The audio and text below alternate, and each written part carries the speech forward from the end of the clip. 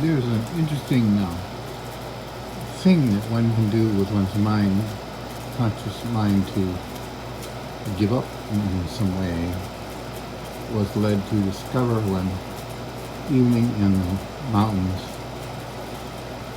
forest, darkness, moon, silver spur, and why I picked up a stick and did this, I don't know.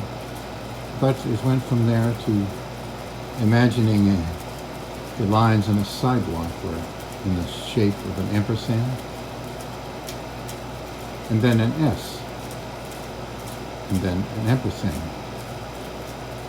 Without moving my eyes or my focus, but just in my brain, imagining I was now looking at the cracks as an ampersand, and then as an S. And I noticed as I was doing this, for why I was doing this, I don't know.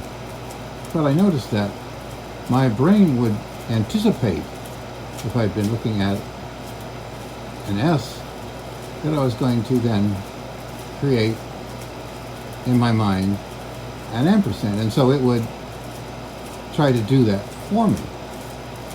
And it kind of irritated me in some ways. So as I ostensibly internally created the expectation in my brain that I was going to create an ampersand from an S, and mid-stride, as my brain was starting to auto-generate the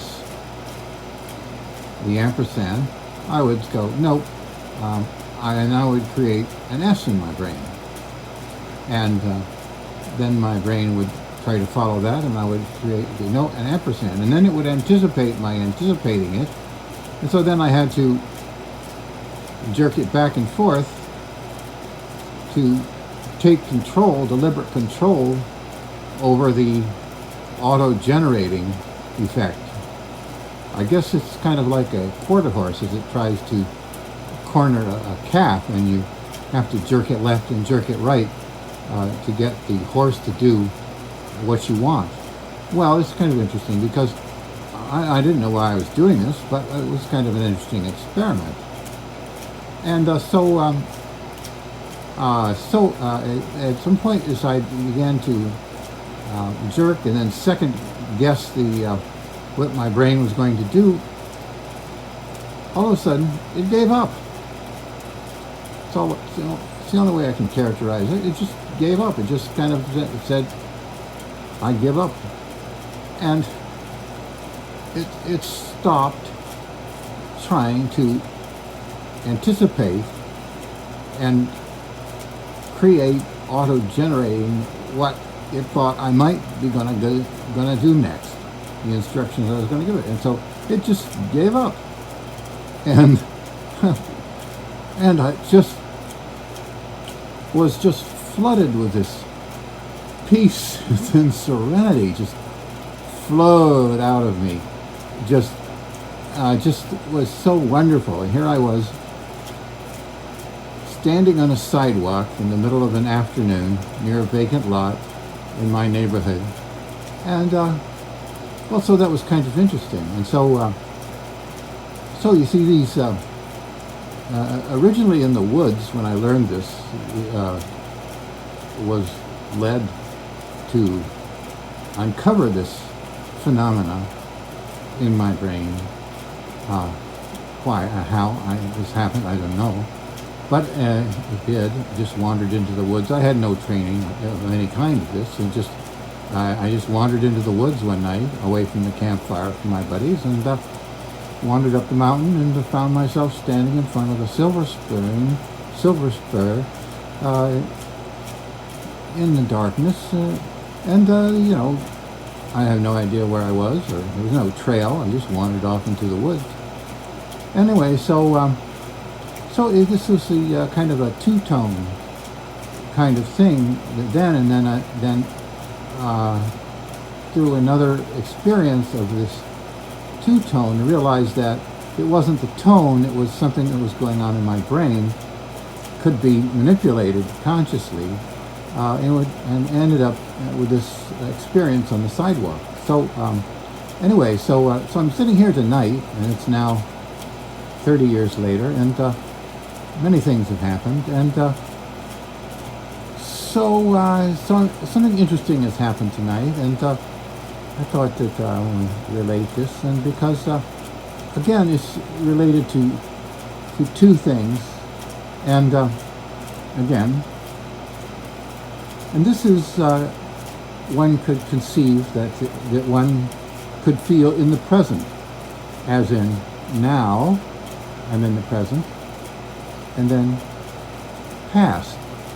That moment is now past in my brain, right? So you can go now, feel in the present, and then past, because that is now past, and then present, past, present, past, present, past, present, past, present, past, present, past, present, past, past, past, past, past, past. Interrupting that. One can fiddle around with the brain in certain ways, and it's very, very interesting. I'll leave you to experiment with that one. Why could one do such a thing? I don't know. Why would you do anything? If you discover that you can fly like this, you can fly like that, you can do acrobats like ravens in the sky, or fly like an eagle, and you just, well, so if you can do it, well, then why not do it if you have the capability? I mean, who knows where you might end up or what useful it might be aside from entertainment. People go to the movies. Well, you have to pay money for that. And then you experience somebody else's concoction of some imagination or reality that they have wanted to relate to you. So why not just take a little Gavart into the wilderness and see what kind of stuff is there? I mean, why not? I think I've started something in my brain that it kind of wants to go back to whatever I was doing for some reason. When one can discover some very real processes in one's brain. Eventually, if one fiddles around and experiments enough, one might eventually figure out what the real purpose is. After all, what's the real purpose in having arms and fingers? You can feed yourself, experiment with that, in case. So what's the real purpose? You include that too.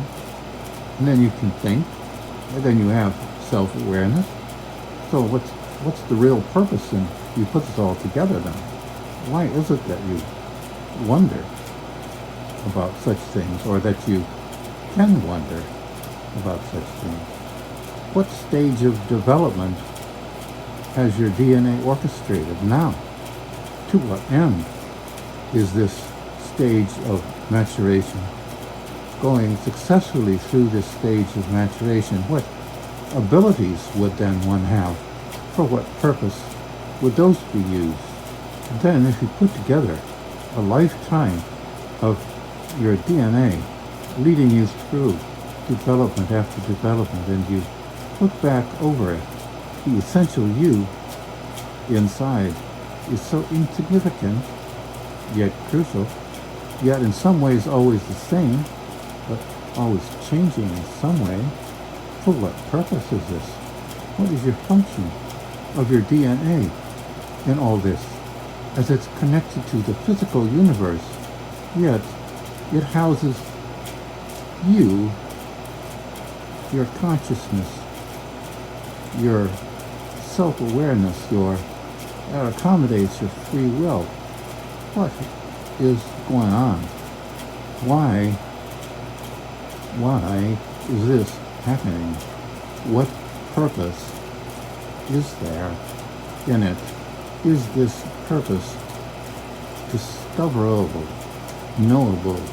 How is this experience of oneself a time to utilize some abilities or tools to proceed, as has happened in all previous stages